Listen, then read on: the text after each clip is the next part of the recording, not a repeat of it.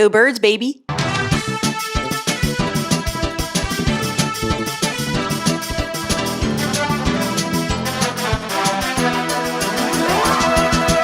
Super Bowl's on Sunday. Yes, this is a Michael Vick jersey. It's fine. He served his time. It's fine. I thought this would be a very fun video to make, considering the fact that the Super Bowl is tomorrow. Before we jump in, let me break down the only 3 acceptable reasons to root for the Kansas City Chiefs. You are from Kansas City or the surrounding area. You are a Giants, Cowboys, or Commanders fan. Or you grew up loving the Chiefs organization and or Andy Reid. He's been there long enough, we can just lump him into it. Reasons not to root for the Kansas City Chiefs. You like Taylor Swift. Y'all, she's from Pennsylvania. The girl is a Philadelphia fan and a billionaire. Like, she'll be fine. You like Travis Kelce. You're rooting for the wrong brother, my friend. You like winning teams. That is not a reason to like a football team or any team. I grew up during the Cowboys, America's favorite team era. No, I hate that. There's so many people who grew up Cowboys fans just because they were good. They jumped to the Patriots and then they jumped to the Kansas City Chiefs. No, absolutely not. You need to stick with an organization through good and bad times. I realize in recent history, the Eagles have been pretty darn good, but y'all, I lived through Sam Bradford. Anyway, drop below who you're rooting for, but we all know that there's only one right answer. Unless, you're from Kansas City or whatever. Anyway, let's dive into Tom Brady's training.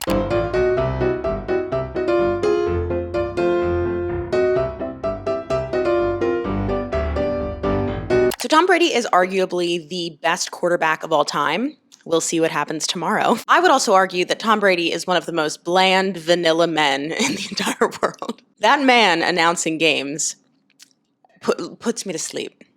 Honestly, no hate on him because the dude can play ball. So today we're actually going to look at his training from like 5 or 6 years ago. There was a video put out in Men's Health, and this is specifically a Super Bowl preparatory workout. So we're going to look at it and break it down based on the current research there is out there for sport-specific training at this specific point in the season. But before we do that, I think it would be great to have a general breakdown of what you want to focus on as a strength and power athlete or a football player through different parts of your season. We're going to specifically stick to strength work because that's what the video is about. So we're not really going to touch on aerobic programming. Starting up first, we have the off season. So this is when you're going to focus on building your base. You're going to increase your strength, you're going to increase your muscle mass, and you're really going to focus on your overall strength endurance. And this is going to be pretty moderate volume overall. Then we move into preseason where you're going to get a little bit more sport specific with your training. We're also going to see a slight uptick in volume simply because you are going from weight room into the actual field or whatever your sport is. So again, the sport specificity is going to increase. We're also going to see a little bit more of a strength and power focus during the preseason in the weight room. Then in season, this is our maintenance time. So the volume in terms of training is going to be a lot lower because your main focus is going to be staying healthy and performing at your peak in your sport. Any strength work that we do is going to be strength and power, and I am talking like 1 to 3 sets maybe of 5 and under reps. Again, we are just maintaining what we've built in the off and preseason. And then finally, postseason is typically pretty non-specific. You might have some rehab and recovery from injuries or overuse, but otherwise this is a nice break before you go back to the top and do it all again. So now that we have a general understanding of like how an athlete, at least a strength and power athlete, is going to train, let's take a look at Tom's Super Bowl routine. So this is going to be very late in the season. All right, we're starting with the warm-up, and we've got this like banded run, which Tom's trainer says will go until he feels warm and slightly exhausted. LOL. It's Men's Health, so I'm sure they're trying to keep it like accessible in terms of the verbiage here. But ideally, with the greatest quarterback of all time, we're programming a little more specifically than, hey, go till you're exhausted. Like, this is an athlete about to play in the Super Bowl. Now, this is the only warm-up exercise that is shown in this video. I'm going to give him the benefit of the doubt and say that there's more to the warm-up here because, to be honest, this does not prep a single joint for any type of strength and power work, which again is what I'm assuming the focus of this workout will be. We are in the late in season, so this should really just be about maintaining the strength and power that we've built up to this point. Okay, so then moving into the actual workout, we have a standing row with bands, and we're doing 1 set to failure. I like the fact that we're doing one set, but an in-season athlete, whether using bands, free weights, bricks, I don't know, you should never be going to muscular failure. You are not going to recover from that. And if you can't recover from your workout, your performance on the field, which is why you're doing the workout, is going to suffer. And why are we using bands? Like, I would rather, in this case, I would rather see like a barbell row or, even a seated row, something that just like really challenges the back. I like that we're working this horizontal rowing pattern. If we think about like functionally what a quarterback has to do in the game to throw the ball, we do need that shoulder extension or coming back behind the body, right, to throw it. So I appreciate the fact that we're training that movement pattern, but like doing it with a band, there's not enough stimulus there to actually maintain. I mean, if you've only done band work, sure, I guess. But like if you've done heavy work up until this point, there's not going to be enough stimulus there to maintain that strength. All right, then we have a banded push-up, one set to failure again. What's happening?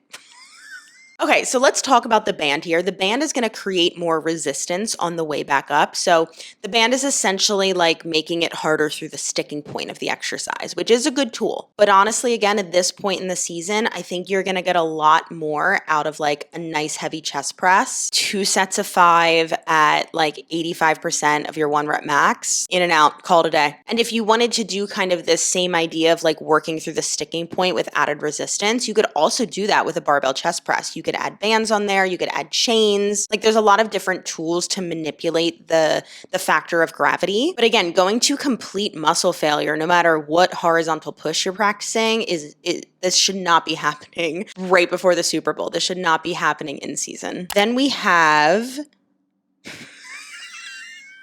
what is that? What is this? We have banded core rotations. We're seeing a theme, 1 set to failure. I'm not going to keep harping on it because I'm going to assume this entire workout is 1 set to failure and done with bands. I hope that's not the whole workout. So Tom's trainer says we should only rotate our upper torso, not our mid torso. Okay. I would actually argue that that's not super functional for a football player. Let's just talk about what functional means really quickly. Functional means there is crossover into why you're programming it, right? So like if you're a football player, we're training, we talked about this, sport specific. When as a football player, when are you doing that? What are you doing instead?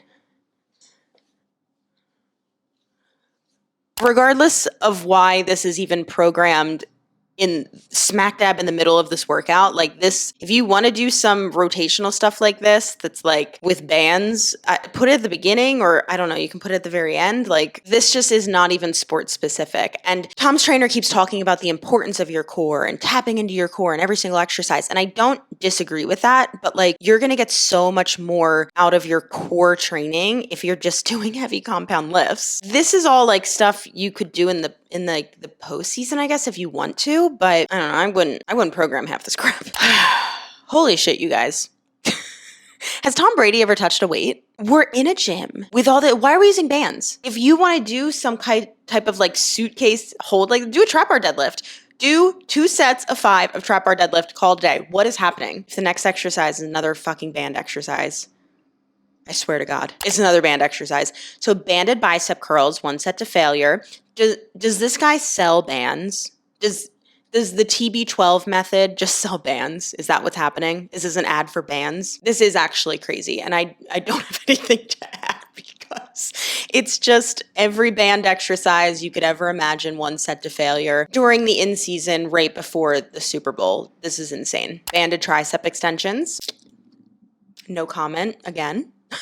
All right, now we've got these deceleration lunges. These are interesting, not in a bad way. I think it's interesting to put them at this point in the workout. So this is basically a drill that's going to help you with your deceleration. So it's a really great exercise for your knee, for your hip, for your ankle. But there's 2 things here. First and foremost, obviously you shouldn't be going to failure. Actually, 3 things. 2, I would just put this at the beginning of the workout, like as more of like movement prep. Like everything in this, I'm like, are we still in the warm up? And then 3, you know what actually builds deceleration a lot stronger than just doing stuff like this for your entire workout?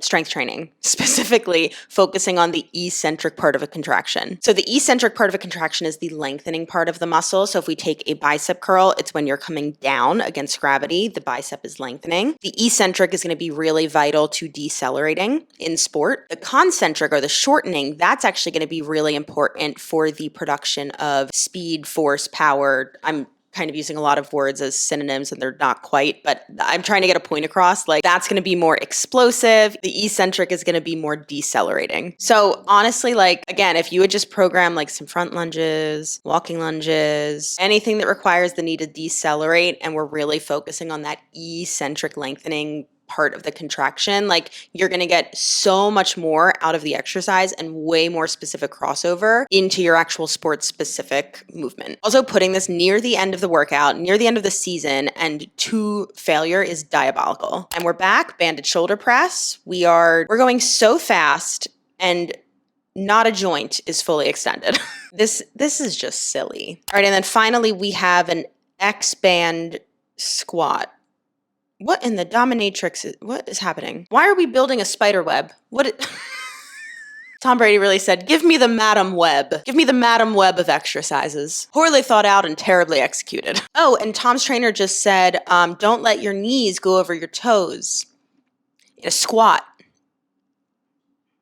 Sir, if Tom's not allowed to train with his knees over his toes, how's he gonna perform on the field? What's gonna happen when his knee needs to go over his toes? Because I guarantee you that is something we see in football all of the time.